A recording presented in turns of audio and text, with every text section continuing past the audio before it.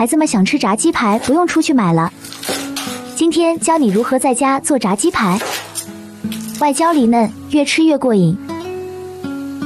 下面一起跟随视频看看是怎么做的吧。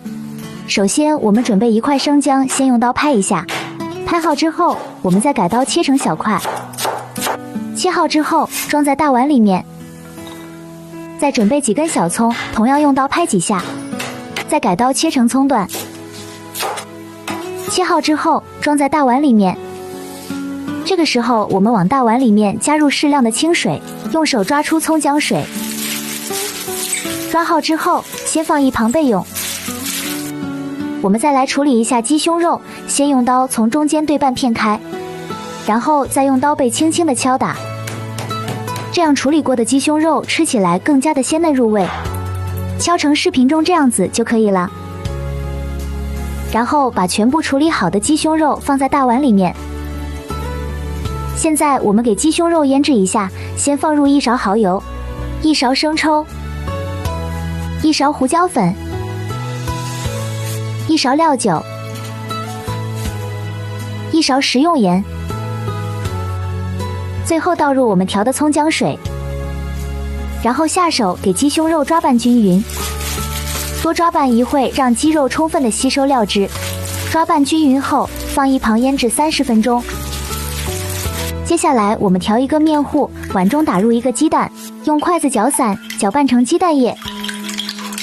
接着加入1勺面粉，继续用筷子搅拌均匀，一直搅拌到这种比较干的状态。加入少许的清水，继续顺一个方向搅拌均匀，最后搅拌至这种比较稀的面糊就可以了。我们再准备一个盘子，放入适量的面包糠，再准备一个盘子，放入适量的面粉。接下来把腌制好的鸡胸肉先放到准备好的面粉里面，给鸡肉裹上一层面粉，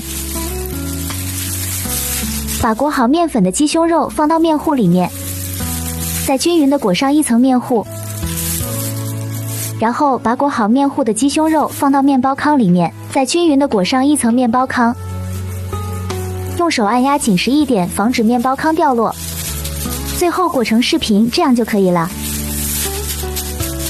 现在我们往锅里面倒入多一些的食用油，用筷子试一下，筷子周边开始冒气泡就可以了。这个时候我们下入鸡胸肉，开小火慢慢的炸。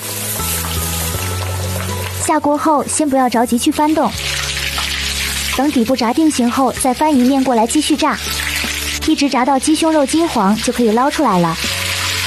鸡排放凉之后，我们改刀切成小块，切好之后装入盘中，我们根据自己口味撒上酱料，